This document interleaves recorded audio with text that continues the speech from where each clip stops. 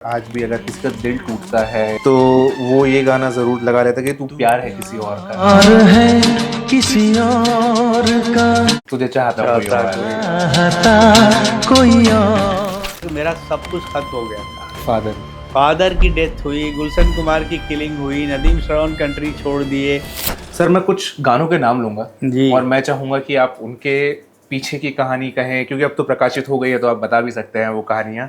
Yes. शुरुआत हम करते हैं कुछ कुछ होता है, टाइटल ट्रैक। ये बड़ी दिलचस्प कहानी होता। तो कुछ कुछ होता है एक बड़ा मेरी लाइफ का खुशगवार मौसम है। ये ईयर जो था 1997 मेरी ज़िंदगी का एक ऐसा मोड़ था कि मेरा सब कुछ खत्म हो गया था। फादर। फादर की डेथ हुई, गुलशन कुमार की किलिंग हुई, नदीम श्रवण कंट्री छोड़ दिए और आनंद मिलिंद का काम कम हो गया। मतलब लिटरली डेटोरेशन अपनी चरम सीमा पे था। आई वॉज लिटिल डिप्रेस कि अभी क्या करें, कैसे स्ट्रगल, शुरुआत कहाँ से करें।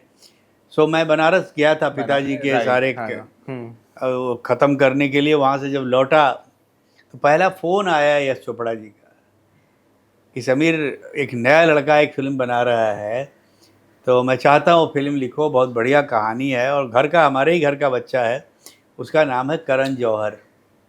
तो मैं तो जानता नहीं था करण जौहर के बारे में कुछ भी। जी। खैर चला गया मैं यश जी के साथ। मैंने उसके पहले 2 फिल्में की थी, आईना और ये दिल लगी। दोनों का म्यूज़िक बहुत मशहूर हुआ था। तो जब गया तो उन्होंने बताया कि ये पिक्चर पहले जावेद साहब लिख रहे थे और जावेद साहब ने एक गाना भी उसमें लिखा था, कोई मिल गया। जी। उसके बाद उन्होंने पिक्चर छोड़ दी because he doesn't like the title.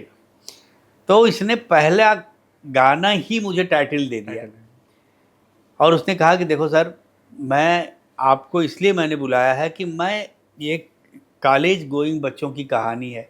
आप यंग हो, आप जितना सिंपल लिखते हो, तो कॉलेज के जो बच्चे जिस तरह के गाने गाते हैं वैसा सिंपल गाना आप मुझे इसमें लिख दीजिए। खैर मैं आया लेके, ट्यून मुझे मिल गई, जतिन ललित ने ट्यून बनाई और तो मैंने गाना लिखा। तो बड़ा थोड़ा, चूँकि मुझे जब पता चला कि इसमें जावेद साहब लिख रहे हैं, शायरी लेके तो मुझे लगा यार कुछ शायराना होना चाहिए, कुछ गहरी बात करनी चाहिए। तो मैंने एक मुखड़ा कुछ लिखा और जब करण ने सुना तो वो बहुत मुस्कुराया।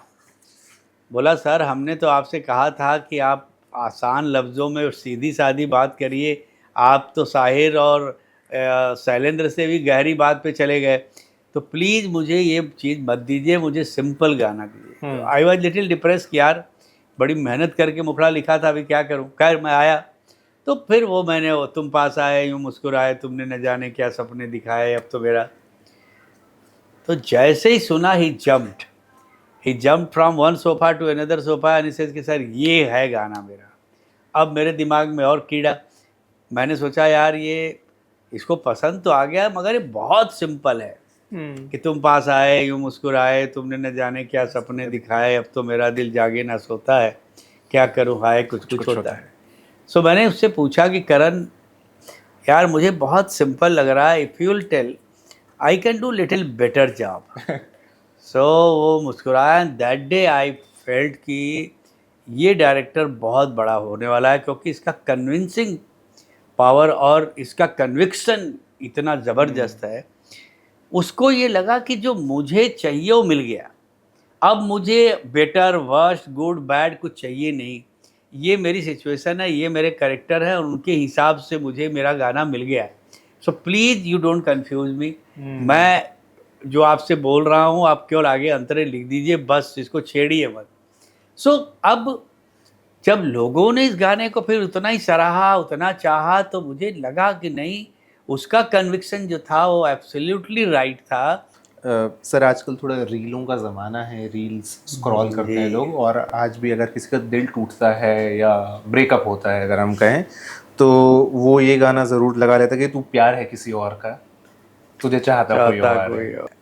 ये जब गाना बन रहा था तो उस वक्त इंडस्ट्री में एक शोर शराबा था कि गुलशन जी का अफेयर जो है वो अनुराधा पौडवाल जी के साथ चल रहा है और नदीम से गुलशन जी किसी बात पे ज़रा नाराज़ हो गए थे। तो उन्होंने कहा कि यार अभी नदीम श्रवण के बहुत गाने हमने कर लिए, अब दूसरे म्यूजिक डायरेक्टर को करेंगे।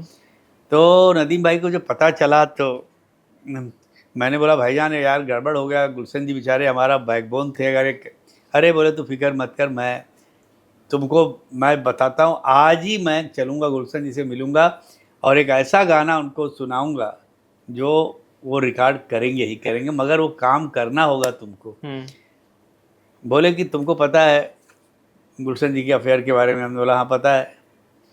तो बोले तू एक ऐसा गाना लिख दो कि उनको लगे कि यार ये गाना तो एक बहुत अच्छा गिफ्ट हो जाएगा मेरा अनुराधा के लिए। तो सोचते सोचते, और फिल्म में कहानी में भी ऐसे ही कुछ था, तब वो लाइन मेरे दिल में आएगी, तू प्यार है किसी और का, तुझे चाहता कोई और है, तू पसंद है किसी और की, तुझे मांगता कोई और है। तो हम लोग गए और वो बैठे हुए थे, तो नदीम ने जाके बोला पापा जी एक गाना बनाया हमने, और वो गाना आप पे और दीदी के ऊपर है, वो भैया सुनाए सुनाए सुनाए। तो जैसे ही उन्होंने गाना सुनाया सबकी रिकॉर्डिंग कैंसिल, जितनी आगे रिकॉर्डिंग रखी, बोले नहीं नहीं ये गाना तो कल का कल रिकॉर्ड होगा, और ये गाना आप बताइएगा मत, अनुराधा जी को आने दीजिए और गाने दीजिए।